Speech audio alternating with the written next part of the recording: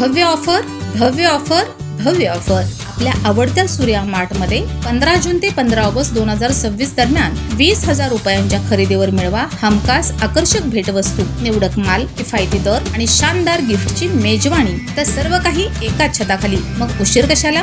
आजच भेट द्या सूर्या मार्ट, हनुमान नगर, खानापूर रोड, विटा. संपर्क 83 43 10.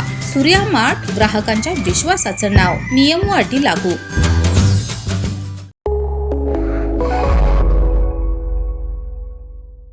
नमस्कार, मी मयुरी आणि आपण पाहत आहात 7 स्टार न्यूज. विटा शहरात एका क्षुल्लक कारणावरून घडलेल्या मारहाणीच्या घटनेने नागरिकांमध्ये खळबळ उडाली. केवळ माझ्याकडे पाहून का हसतोस असा जाब विचारल्याच्या रागातून एका तरुणावर कटर सारख्या धारदार वस्तूने हल्ला करण्यात आल्याची धक्कादायक घटना समोर आली. सांगली जिल्ह्यातील विटा शहरात 23 जून रोजी रात्री 10:30 वाजण्याच्या सुमारास बस स्टँड जवळ एका मेडिकल समोर ही घटना घडली. पोलिसांनी दिलेल्या माहितीनुसार फिर्यादी धीरज सुरेश चव्हाण, व्यवसाय फर्निचर कॉन्ट्रॅक्टर, राहणार बँक कॉलनी विटा, हे पान खाण्यासाठी जात असताना आरोपी रोहन गायकवाड, राहणार शिवाजीनगर विटा, हा त्यांच्याकडे पाहून हसत होता. याबाबत जाब विचारता दोघांमध्ये वाद झालाय. या वादानंतर रोहन गायकवाड यांनी धीरज चव्हाण यांना हाताने मारहाण केली. त्यानंतर खिशातून कटरसारखी धारदार वस्तू काढून डाव्या गालावर आणि पोटावर वार केल्याचा आरोप फिर्यादीने केलाय.